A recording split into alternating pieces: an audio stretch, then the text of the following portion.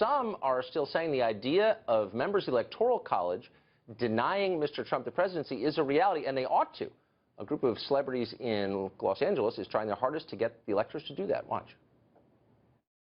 You and just 36 other conscientious Republican electors can make a difference. By voting your conscience on December 19th. And thereby shaping the future of our nation. I'm not asking you to vote for Hillary Clinton. I'm not asking you to vote for Hillary Clinton. I'm not asking you to vote for Hillary Clinton. As you know, the Constitution gives electors the right to vote for any eligible person. Any eligible person, no matter which party they belong to. But it should certainly be someone you consider especially competent. Especially competent to serve as President of the United States of America. Well, Larry Lessig is a Harvard constitutional law professor who made a brief run for the 2016 Democratic presidential nomination. And he says 20 Republican electors will not and should not vote for Trump. He joins us now from Reykjavik, Iceland. Mr. Lessig, thanks a lot for coming on. So you wrote a long and I thought interesting and smart piece. Oh, thank you. There's a bit of a delay. You wrote the smart piece, I thought, in the Daily Beast, explaining why this is constitutionally viable and why you think it's a good idea. And some of it made sense. Here's one part that didn't make sense to me. One of your justifications for the electors basically overturning the results of the election was this. You said the winner-take-all rule for allocating Electoral College votes, which is not required by the Constitution, radically skews the voting power of citizens based simply upon where they live.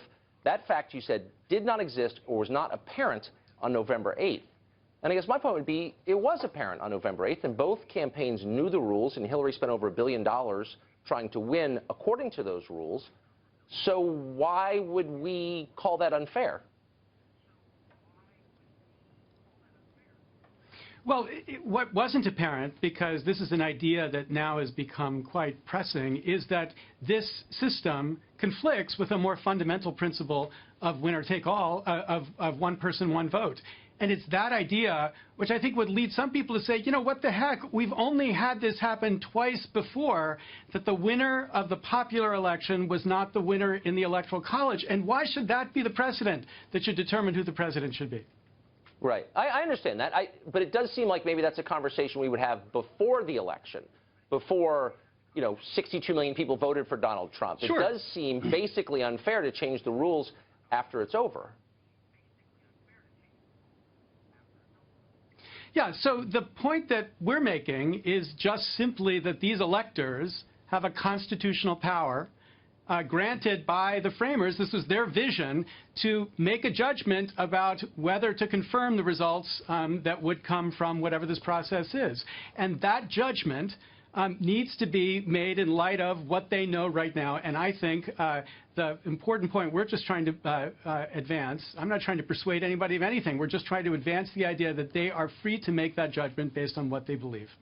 Well, actually, you go on to try to persuade people to vote a certain way. You said, I'm quoting now, you say there's a strong argument, a correct argument, I believe, that if an elector cannot vote for the candidate to whom she is pledged, she ought to vote for the next best candidate. That candidate clearly is Hillary Clinton in every state. And it is my view that if an elector is unable to support Trump, she has an ethical obligation to vote for Clinton. Now, that's not really constitutional analysis. That's advocacy. That's not really a legal argument, is it?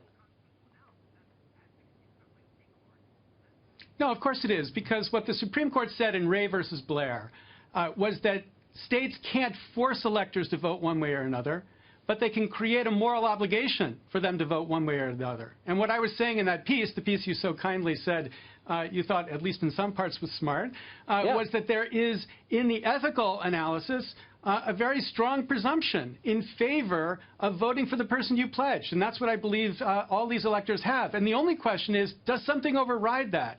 And I agree that you might say that the equal protection argument is new and that shouldn't override it. But the real issues that are of concern to Republicans, I think, from what I've heard from people speaking to them, are the issues about the unwillingness to give up the conflicts, to violate the foreign bribery clause, or the issues of the Russian election. These are issues that should weigh on the conscience of an elector and lead the elector to ask, does it make sense for me to vote as I'm pledged, or do I have an obligation because of my conscience to vote for another Republican?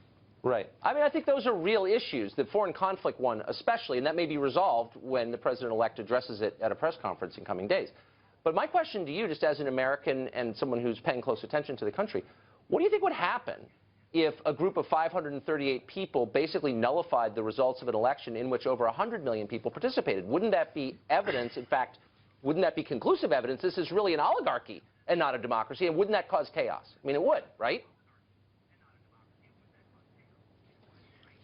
Well, I don't think it would cause chaos, because what this would do would send it to the House of Representatives, and the House of Representatives would then have to choose. And of course, there are a significant majority of Republican states in the House of Representatives, 1 vote per state. So I don't think the result would result necessarily in not a Republican being elected, maybe even not Donald Trump being elected.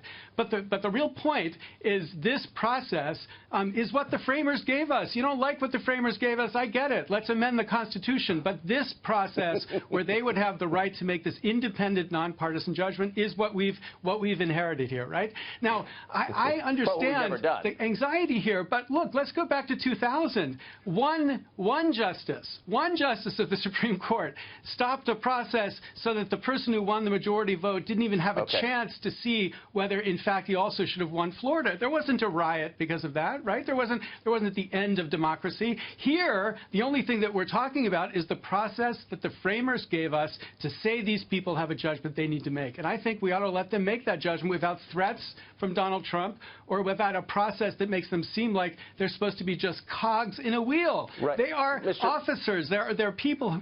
You got to go. Mr. Lessig, our satellite's going down from Reykjavik. Thanks a lot for that. I appreciate it.